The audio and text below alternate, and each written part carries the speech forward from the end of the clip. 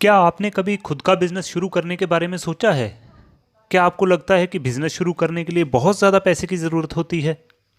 अगर ऐसे सवाल आपके भी मन में हैं तो ये किताब आपकी मददगार साबित हो सकती है।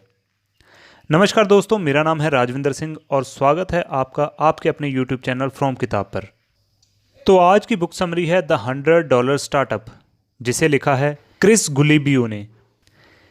क्रिस गुलिबियो एक एंटरप्रेन्योर और लेखक हैं जिन्हें घूमने का शौक है। वे दुनिया के हर देश में घूम चुके हैं। वो लोगों को सेल्फ एम्प्लॉयड बनाकर एक अच्छी ज़िंदगी जीता हुआ देखना चाहते हैं। तो बिना देरी किए शुरू करते हैं आज की book summary the $100 startup, only on from किताब यूट्यूब चैनल।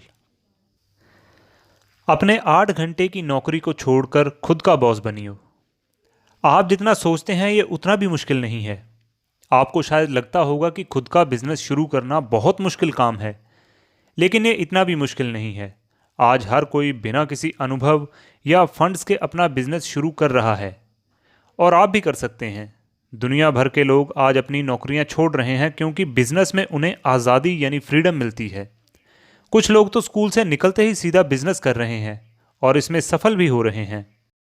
एग्जाम्पल के लिए आप उन 2 डिज़ाइनर्स को ले सकते हैं जिन्होंने स्कूल से निकलते ही मैप्स बेचकर इतने पैसे कमा लिए कि उन्होंने सिर्फ 9 महीनों में अपनी नौकरियां छोड़ दी।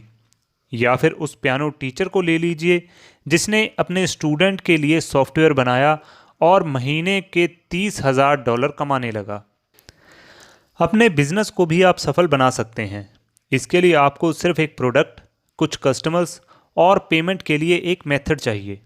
आपको मार्केट या अपने कॉम्पिटिटर से खतरा बिल्कुल भी नहीं है। आपको अपने अंदर की इनसिक्योरिटी से खतरा है। अगर आप आगे बढ़ना चाहते हैं तो आपको इन्हें छोड़ना होगा। बिजनेस के लिए आपके पास शौक के अलावा कस्टमर्स और टैलेंट भी होना चाहिए। जब तक आप अपने प्रोडक्ट को कहीं बेचेंगे नहीं और उन्हें कोई खरीदेगा नहीं, तब तक ये एक हॉबी ही है, बिजनेस नहीं। बिजनेस के लिए सिर्फ शौक ही काफ़ी नहीं। जब तक आप अपने कौशल से दूसरों की ज़रूरतें पूरी कर सकेंगे तब आप सफल हो जाएंगे। लेकिन ऐसा कैसे करें? कस्टमर को वैल्यू देना ही किसी भी बिजनेस को सफल बनाता है। इसलिए आपको दूसरों को वैल्यू देने के बारे में सोचना चाहिए। आप अपने शौक को बिजनेस में सीधे सीधे बदल सकते हैं। इसलिए आपको उनकी मदद करनी होगी जिन्हें आपके शौक की ज़रूरत है। इसलिए अगर आपके पास बिजनेस शुरू करने के लिए कोई सही टैलेंट या कौशल नहीं है तो आपको वो सीखना होगा। आपके पास उससे संबंधित जो भी कौशल है उसका इस्तेमाल कर आपको अपना बिजनेस शुरू करना होगा। आपका हर शौक बिजनेस नहीं बन सकता। मान लो अगर आपको खाना खाने का शौक है तो आप इस आदत को बिजनेस में नहीं बदल सकते, लेकिन आप एक रेस्टोरेंट शुरू कर सकते हैं। आपको बिजनेस स्टार्ट करने के लिए लोगों को वैल्यू देने के बारे में सोचना होगा। कस्टमर्स की ज़रूरतों को समझकर उनके हिसाब से ऑफर्स उनके सामने रखिए। अपने बिजनेस को सफल बनाने के लिए आपको लोगों की ज़रूरतों को समझकर उनको पूरा करना होगा। ज़रूरी नहीं कि कस्टमर की सारी ज़रूरतों के बारे में आपको पता ही होगा। आप इसके लिए सर्वे करवा सकते हैं और इससे पता लगा सकते हैं। इस सर्वे में आप ये पता लगा सकते हैं कि क्या लोग आपके प्रोडक्ट को खरीदने के लिए तैयार हैं, उसके लिए पैसे पे करने के लिए तैयार होंगे, या उन्हें आपके प्रोडक्ट में कोई प्रॉब्लम तो नहीं दिखाई दे रही। अपने बिजनेस को सफल बनाने के लिए आप और भी तरीके आजमा सकते हैं, जैसे कि आप अपने प्रोडक्ट को एडवर्टाइज कर सकते हैं और अगर आपको अच्छे ऑर्डर मिले तो आप अपने प्रोडक्ट को मार्केट में लॉन्च कर दीजिए। अक्सर ऐसा देखा गया है कि लोग जो कहते हैं उन्हें वो नहीं चाहिए होता है। जैसे एयरलाइंस के कस्टमर कई सालों से ये कंप्लेंट कर रहे थे कि एयरप्लेन की सीट छोटी हैं, पर जब एयरलाइंस ने उन्हें थोड़े ज़्यादा पैसे में अच्छी सीट ऑफ़र की तो लोगों ने छोटी सीट के साथ ही सफ़र करना पसंद किया। अपने बिजनेस को सही मायने में सफल बनाने के लिए आपको कस्टमर्स की उन ज़रूरतों को भी ध्यान रखना होगा जिनके बारे में वो नहीं बोलते। इसलिए आपको कस्टमर्स की ज़रूरतों को समझकर उन्हें वैल्यू देनी चाहिए। अपनी मार्केटिंग स्किल को सुधारिए और अपने प्रोडक्ट के फ़ायदों पर ध्यान दीजिए। अच्छे ऑफ़र के साथ साथ आपको मार्केटिंग स्किल को भी सुधारना होगा। एडवर्टाइज करते वक्त आप अपने प्रोडक्ट के बारे में मत सोचिए, ना ही लोगों को इसके बारे में बताइए।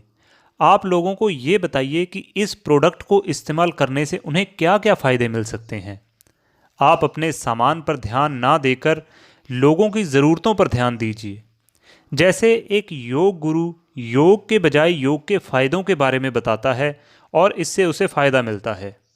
एक बार आपने अपने बिजनेस के लोगों को फ़ायदे के बारे में बता दिया तो आपको अब अपने बजट के बारे में सोचना चाहिए। आपकी मार्केटिंग बजट में होनी चाहिए। आप ट्रेडिशनल मार्केटिंग के बजाय दूसरे मार्केटिंग स्किल्स भी अपनाइए, जैसे जर्नलिस्ट और कंपनियों से मिलिए और ब्लॉग पोस्ट कीजिए। इससे आपको बहुत फ़ायदा मिलेगा। और दूसरा तरीका है स्ट्रेटजिक गिविंग। आप दूसरों की मदद कुछ इस तरह से कीजिए जिससे उन्हें काफ़ी फ़ायदा मिले। जैसे कि आप कम पैसों में उन्हें अच्छी एडवाइस देना शुरू कर सकते हैं।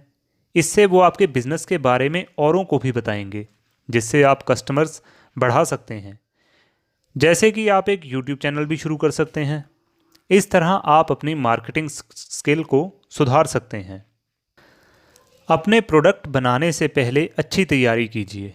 हर बिजनेसमैन को ये डर लगता है कि क्या होगा अगर उसका प्रोडक्ट लॉन्च होने के बाद लोगों को पसंद नहीं आया, क्या होगा अगर किसी ने भी उसे खरीदा ही नहीं। तो आप प्रोडक्ट को लॉन्च करके उसकी एडवर्टाइजमेंट करने के बजाय प्रोडक्ट की एडवर्टाइजमेंट करने के बाद उसे लॉन्च कीजिए। आप प्रोडक्ट को तैयार करने से पहले लोगों के ऑर्डर लेने शुरू कर दीजिए। आपको जितने ऑर्डर मिलते हैं उसी हिसाब से प्रोडक्ट बनाइए। आप एक लॉन्च डेट तय कीजिए और लोगों को इस डेट के बारे में बताइए।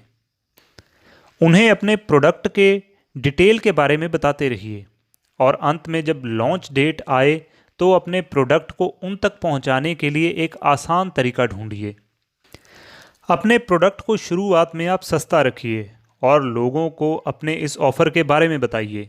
साथ ही उन्हें ये भी याद दिलाते रहिए कि ऑफ़र ख़त्म होने वाला है और ऑफ़र ख़त्म होने की डेट बहुत नज़दीक आ रही है। इससे लोगों की हिचकिचाहट ख़त्म हो जाएगी और वो आपके प्रोडक्ट को खरीदेंगे। फिर कुछ देर बाद आप अपने प्रोडक्ट को इस प्राइस पर ही मत बेचते रहिए। जब लेखक ने अपना ऑनलाइन बिजनेस कोर्स शुरू किया तब वे शिकागो से पोर्टलैंड जाने वाली एम्पायर बिल्डिंग ट्रेन पर थे। कस्टमर्स के पास लॉन्च ऑफर फ़ायदा उठाने के लिए सिर्फ 24 घंटे का समय था। जब एम्पायर बिल्डिंग वापस पोर्टलैंड में आती तब तक ये ऑफ़र ख़त्म हो जाता और ये ट्रेन राइड स्टोरी लोगों में तेज़ी से फैल गई और लेखक के पास कुछ ही घंटों में बहुत सारे कस्टमर्स जुड़ गए थे। उन्होंने सिर्फ 24 घंटे में $1,00,000 कमा लिए थे। एक बिज़नेस से आपको पैसे आने चाहिए। अगर आपके बिज़नेस से आपको पैसे नहीं आ रहे तो वो बिज़नेस किसी काम का नहीं है। बिज़नेस से पैसे कमाने के लिए आपको 3 चीज़ों पर ध्यान देना होगा: फंडिंग, खर्च और इनकम। आज के वक्त में आपको बिज़नेस शुरू करने के लिए बहुत ज़्यादा पैसों की ज़रूरत नहीं है। आप एक वेबसाइट के ज़रिए पैसे कमा सकते हैं जिसे बनाने में 5,000 रुपये से भी कम पैसे लगते हैं।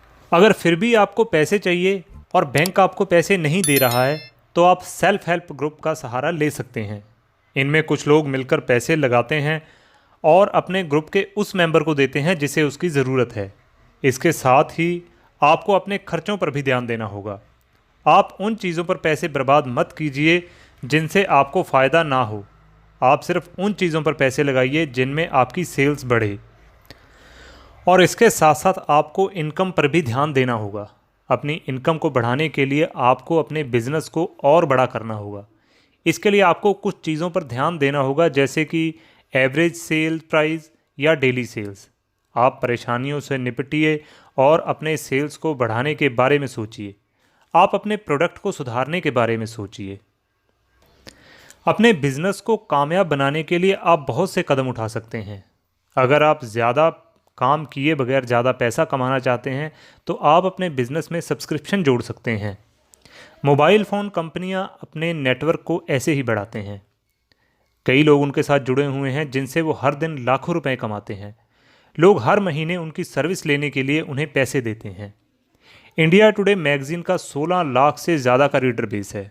ये एक बहुत बड़ा सब्सक्रिप्शन उन्होंने बना लिया है जिससे उन्हें हर महीने इनकम जनरेट होती ही है। साथ ही साथ आप अपने प्राइस पर भी ध्यान दीजिए। आपकी सर्विस से लोगों को जो फ़ायदा हो रहा है, आप उसी हिसाब से अपनी सर्विस की कीमत लगाइए। अपने प्राइस बढ़ाने से कभी भी हिचकिचाइए मत। अगर आपकी सर्विस लोगों को पसंद आती है तो वे आपको सपोर्ट करेंगे ही करेंगे। आप लोगों को अपनी सर्विस के साथ साथ ऑफ़र्स दीजिए। आप बहुत सारे लोगों को अलग अलग फेवर्स पसंद होते हैं। आप उनकी ज़रूरत के हिसाब से उन्हें अलग अलग ऑफ़र दे सकते हैं। अपने ऑफ़र को आप 3-4 कैटेगरी में बांट कर उनकी कीमत अलग अलग रख सकते हैं। बिजनेस को सफल बनाने के लिए आपको उस पर एक्सपेरिमेंट करते रहना होगा। आप हमेशा लोगों के लिए कुछ नई चीज़ें लेकर आइए। साथ ही साथ आप कुछ नई बातों पर खास ध्यान दीजिए, जैसे रोज़ की सेल्स, एवरेज ऑर्डर पर। आप आने वाली परेशानियों से निपटकर अपने सेल्स को बढ़ाने के बारे में सोचिए। आप अपने बिजनेस को ग्रो करने के लिए और लोगों को लाकर बिजनेस को बड़ा कर सकते हैं, या अकेले ही उस बिजनेस को हैंडल करते हुए आगे बढ़ सकते हैं। चॉइस आपकी है। कुछ एंटरप्रेन्योर अपने बिजनेस को बहुत आगे ले जा सकते हैं और कुछ अकेले ही अपने बिजनेस में खुश रहते हैं, जबकि कुछ इन दोनों के बीच का रास्ता पसंद करते हैं। आप अपने बिजनेस को 2 तरीकों से बढ़ा सकते हैं, वर्टिकली और हॉरिजेंटली। अपने बिजनेस को वर्टिकली बढ़ाने का मतलब है अपने कस्टमर्स को ज़्यादा सर्विस देना। जैसे कि अगर आप कस्टमर को कोई डिवाइस बेच रहे हैं तो उसके साथ साथ आप उसे यूज़र मैनुअल भी बेच सकते हैं।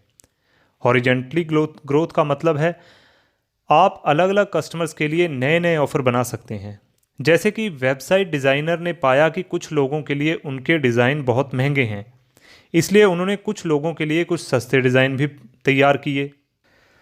जैसे जैसे आपका बिजनेस बढ़ता रहेगा, आप अकेले नहीं संभाल पाएंगे, आपको दूसरे लोगों की मदद लेनी चाहिए। कुछ छोटे मोटे काम जैसे मीटिंग बुक करना, कॉल बुक करना, ऑफिस की साफ़ सफाई, ये छोटे मोटे काम आप खुद ना कर कर दूसरों को डाइवर्ट कीजिए। हालांकि दूसरों से काम करवाना आपकी पर्सनैलिटी पर निर्भर करता है। अगर आपके बिजनेस का लेन देन कस्टमर रिलेशनशिप के साथ है तो ये आपके लिए खतरा भी बन सकता है। और इसी के साथ साथ अगर आप अपने बिजनेस को बेचना चाहते हैं तो आपका बिजनेस बिकने लायक होना चाहिए। आपका बिजनेस खरीदने वाले को समझ में आना चाहिए, जिससे वो और लोगों को बता सके कि आप क्या कर रहे हैं। साथ ही साथ आपका बिजनेस कीमती होना चाहिए, जिससे उसे खरीदने के लिए ज़्यादा से ज़्यादा लोग तैयार हों। अपने प्लान्स को हमेशा सिंपल रखिए, जिससे आप उस पर एक्शन ले सकें।